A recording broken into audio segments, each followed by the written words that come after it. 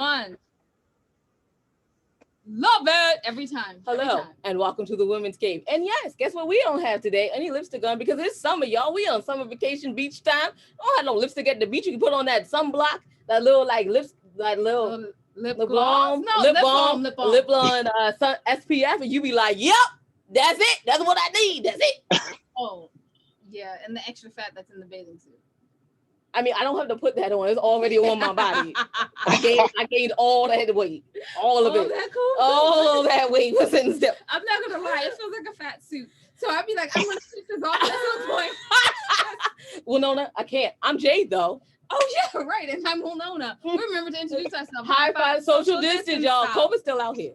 Oh, Don't be touching people's hands. Okay. Exactly. All right. Anyway, so We wrote books. yeah, right. And it's actually like we had some wisdom in it. So literary life guides with pop poetry. That's what we like to call our books. And I thought divorce was bad with other life lessons. And I thought being grown up was easy. How do we have the old cover still? If only I would meet a memoir in verse and Widow's Web. What is And it? foreign coffee. And that foreign come coffee. from me. Yeah. Yeah, so all of those are available on Audible. We're just mentioning the Audible ones, y'all, because You can it's read the summertime. rest of the 17. It's summertime. Y'all just want to go to the beach and like listen to it. It's cool. Do that thing. Or if you want to read it, you can get the rest of the 17 on what website? www.andithoughladies.com. But y'all aren't here to hear about us. You're here to hear about our wonderful guests. Why do you always say andithoughladies.com like you selling a car? It's like, and then you have this SUV you could buy. I'm sorry. Anyway. Because I want people to think that like they want to buy what I'm selling. Okay, that works. Yeah. Wonderful guest. Would you like to introduce yourself? What's up? What's up, beautiful, beautiful queens? My name is Rodney Damon Collins. I am an actor, author, podcast host, speaker, and I love life. You know, I'm just glad to be on your show. So thank you very much for having me here. It's an honor. It's a privilege to be here. Much love. So Wow. So you have a lot of hyphens. Like that's Yep, you're definitely a hyphenated creative. And I love the fact that you took the time out to be on our show, considering last time he couldn't be on our show because he was on set. So how famous did you feel right that day, though? Right, to write that email? To write that email, I'm on set. I'm sorry, I can't make it. That's wonderful. I hope you was eating craft services. Oh yeah. I'm so sorry. Y'all come out to LA. I'll take care of y'all to show my appreciation and and gratitude for having me on the show. So no, it's all good. Yeah. We were excited. Yes. We were like, oh, he's getting paid. Yay, money. That's what we're talking about. And So we literally have an other people dance for money. We're like, other people getting money. Other people, it's two fists that go around in opposite ways. two fists like that. Like that, just like that. Okay, see, I get it. We love it very much. We love it for everyone. We're like, yes, so make how money. did you get started though in acting? First, I want to know about acting because that's the glamorous career. Well, I got started in acting when I was really young in high school. I wrote my first sketch comedy as a senior. When I went to college, I did not study like the arts. I didn't major in theater. I minored in theater. I had a major political science. I did something so my parents wouldn't think they were wasting their money. I was first generation college, so I can't come home and say, "Hey, I'm a theater major," because they might look at me kind of sideways. They're like, "Yo," so I've been acting though for a long time, and then I got married. I'm still married. I've been married 25 years. Wow, Yeah. way. Yeah. How did you make that one work? It's I tell everybody it's a lot of work. I love it. I love being married, but as Yana says, you got to do your work, baby. You got to do your work. You have to do your work. You have to take time and work on communication. Make sure you understand each other's goals, and support each other. 150 each, not 100. You got to put extra in. I'm just keeping it real. But we have two incredible young adults now. Our son is 22, college graduate, and our daughter is 23, finished with school, running her own business. Yeah. So, wow. Yes. Yeah. So I'm very proud of that. I had to talk about that because we worked very hard to build that. So that's to me, that's one of the things I'm most proud of. It's what, I look at when I see my son and daughter and see my marriage. But my acting career, I love it. And then after that, when I got married young, I took a break from acting. Mm-hmm. And I'm a man of faith. And I always said, I talked to God, I was like, hey, man, if it's meant for me to work in this industry, I believe you'll open up that door later in life. So I tabled it. I let it go for a while. And just about 20 years later, the door started opening wide up. And this was when we were in Cleveland at the time before relocating to Los Angeles. and I started getting involved with theater, certain plays, certain independent films. And before you know it, I received a job offer to move to LA. And you think I'm gonna turn that down? No. Oh. so I was like, let's go, because it's our time to do this. So move out here. 6 months. My job that brought me out here was like, yo, we got to lay you off. I was like, what? Like, wait, you gonna move me to one of the most expensive places in the world to live and then say, yo, we got to lay you off? I wasn't feeling that, but it gave me time to really revisit what I love and what I want to do anyway. And I'm like, hey, I'm in the entertainment capital. I've been coming to LA a lot since I was a kid. And I was like, I'm going for it. So a little over 5-6 years ago, that's when I went very hard, both feet into the pool with my acting career out here. I had 1 credit as a principal actor. Now I have over 40, and I've won 2 awards. And I've had some really, really nice looks from a couple network TV shows. I can't say them because they make you sign those NDAs. Yeah. But if they call me, you will see me very soon on a major network TV show. And so I was very excited. So happy for that announcement. Okay, so that's gonna be the open hand. Wow, yeah, we gotta do I gotta do some old school dances. I go, what? All of that. That's amazing. Like, we hope you make it so one day we can have the craft services. Oh yeah. So yes. Our life goal is one of our life goals. Like, it's like number 3. Yeah, is to eat at the Crafty. Yes. Yeah, well, Crafty is always good on set, especially certain TV shows. NCIS probably has the best Crafty. I love it. You know, they kept it going really good. Scandal did too. They had some really good Crafty. They treated it was like, well, you know, they spent over almost $3 million per episode on Scandal. So they was dropping some money on food. It was cool. Oh, wow. Yeah, that's amazing. Okay, so let's talk about. I'm gonna get a time machine to go back to that Crafty. Yeah, don't you? So, okay, so you said you've always been acting, but have you always been writing also? Because you said you're an author. Yeah, I've always been writing, and I decided to publish my first book of a few years ago when I really was just ready. You know, I tell everybody, I don't think it's a certain time when you publish a book. It just depends upon when you're ready. And I had went through, you know, a difficult time in my life, and I felt like a lot of people, especially, you know, Black men, Black women in our community, we don't talk about when we go through bouts of depression. Now that we're talking about it, you know, Taraji and everybody else are talking about it, so it's popular now. But at one point we didn't. So I shared that because my book is called Shattered: A Journey Through the Pieces. It's not a sad book. It's a lot of different cool things that happened in my life, but also those shattering experiences that I dealt with got me to living the life I really wanted to. So it was like, you know, I would experience heartbreak here, heartbreak there, heartbreak in all these other areas. And it took me to a depression at one point in my life. And I talk about that. But I got through that depression. I went to therapy, had the right people around me, and I didn't hide it. I did not hide it. I was like, hey, you know what? If you can't roll with me when I'm down, don't even call me when I'm up. that's the way I feel. So that depression was a blessing. When you up. Yes, when you're up, some people get your phone number. You think that the yellow page is still sitting out the book. Man, wow. I got family members I didn't know yet DMing me right now. I was like, yo, y'all think, okay, all right, just wait, you know, wait until later. But they're reaching out to me now, like, hey, cousin, you know, I'm seeing you working and doing your thing out there. I'm like, cousin, when did we ever meet?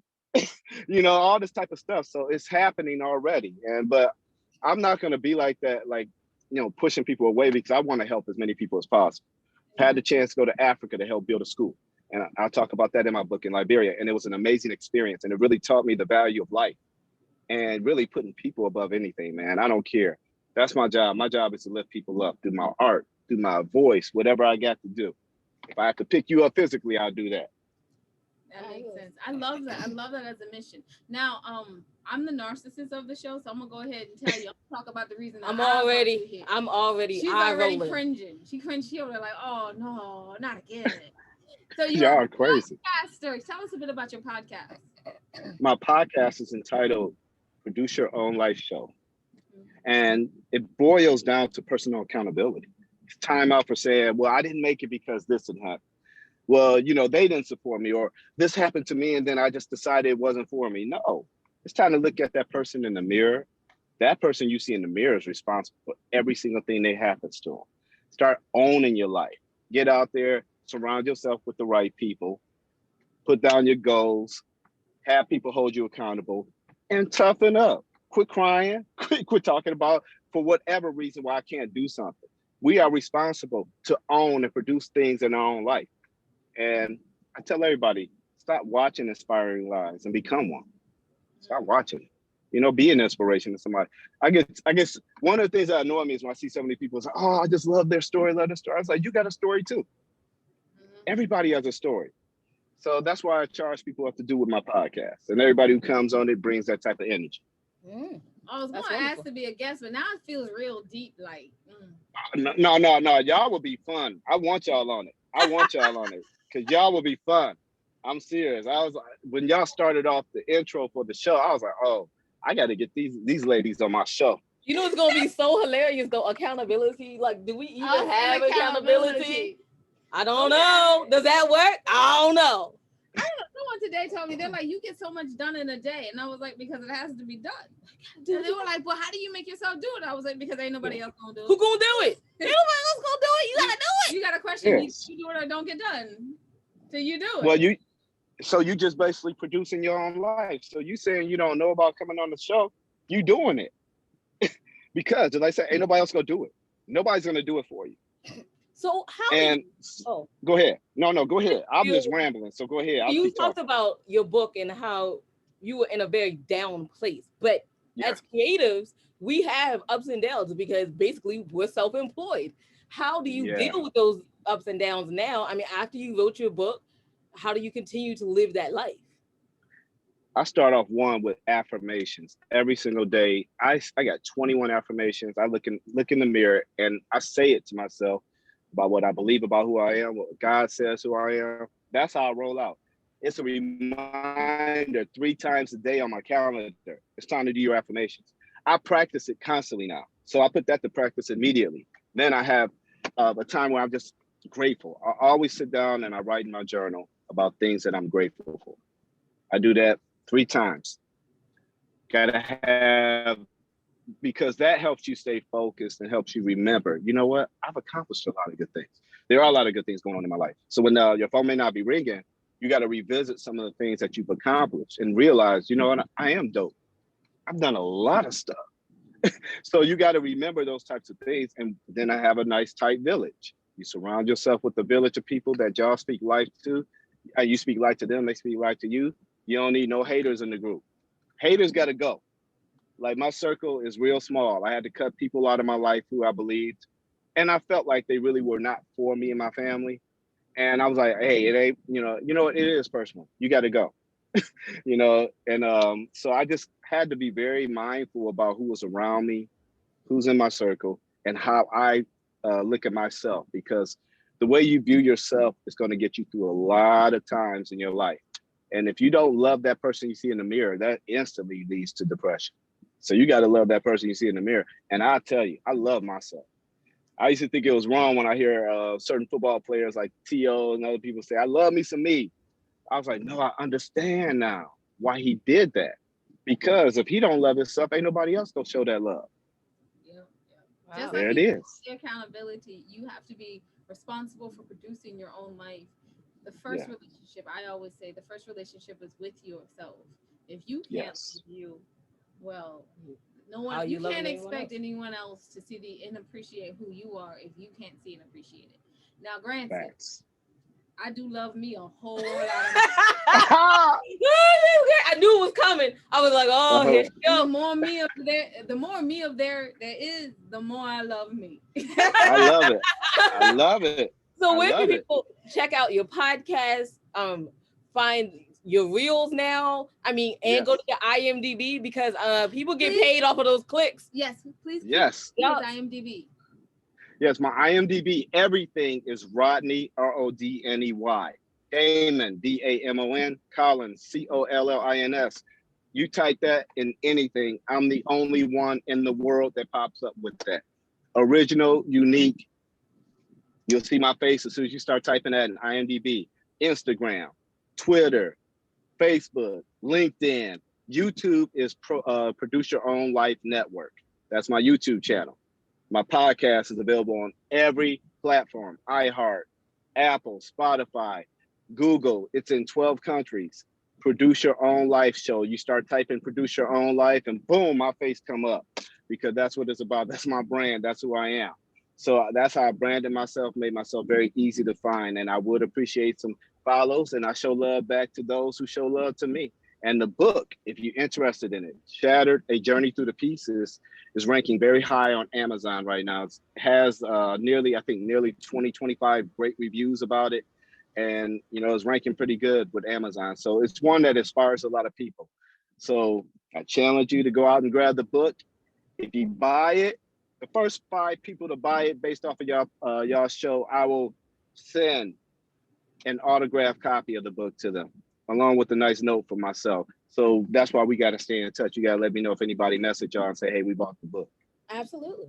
Wow. Yeah. I was like, oh, 2 people buying the book. Right here, too. Well, y'all be the first 2 to get it from the show. I'm a man of my word. I will send out copy, autograph with a nice letter, and just I really want to keep in touch with good people. I love your energy, man. It really is. It's awesome. Thank you so much. And thank you so much for taking time to come on our show. We really appreciate it. So I guess I'll go ahead and wrap us up, right? You can find out everything your ladies are doing and probably some stuff we don't want you to know on www.andithoughladies.com. You go to the bottom of that page, you will see the charities that we can always support. Maybe you can support them also. We would appreciate it. Thank you in advance. And just remember, y'all, wisdom is all around you if you're open to finding it and accepting it. So peace and love, you guys. Well, no. And Jade, bye-bye. Oh, yeah, thanks for listening.